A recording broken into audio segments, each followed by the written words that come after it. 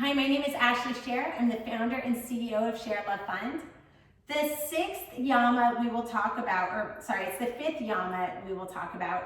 It is in the last one of the yamas. It is avoiding greed. So this is the concept of not hoarding possessions, distinguishing between wants and needs, and trying to live within your means, whether it's objects or food or time or attention from a teacher or caregiver. Learning to live simply. What is the least amount you actually need? Do you really need Oreos or do you want Oreos? Do you really need a second dessert or do you want a second dessert? And also just trying to live in peace with the environment. So in elementary school, we can talk about the concept of non-greed with, taking turns or sharing. If like a child doesn't need to take 2 puzzles off the shelf at once. It's only possible to work on 1 puzzle at a time.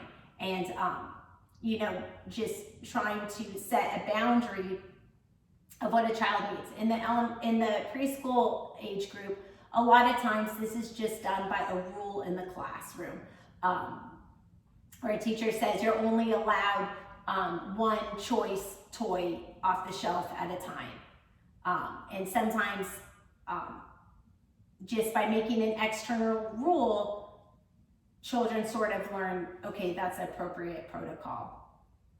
In elementary school, we can learn about not greed, in the cafeteria, how much kids are taking, or, something like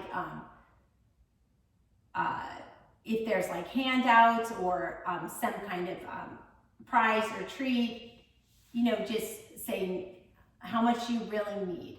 Is that something you need or is that something you want? In elementary school, we can really give children the vocabulary to separate between wants and needs.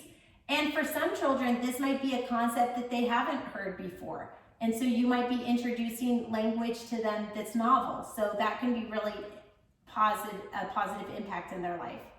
In middle school, we can teach children about non-greed,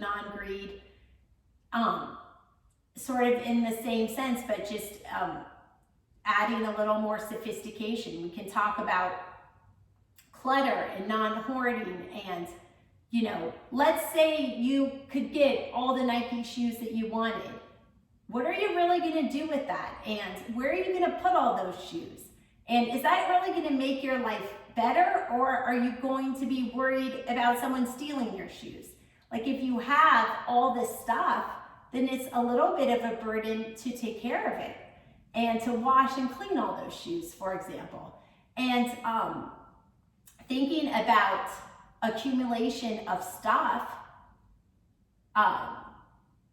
and sort of what headache goes along with the accumulation of stuff, that often helps children come to their own conclusion that actually they would prefer not to accumulate that much stuff after all. That concludes our discussion of the yamas. Thank you for your time.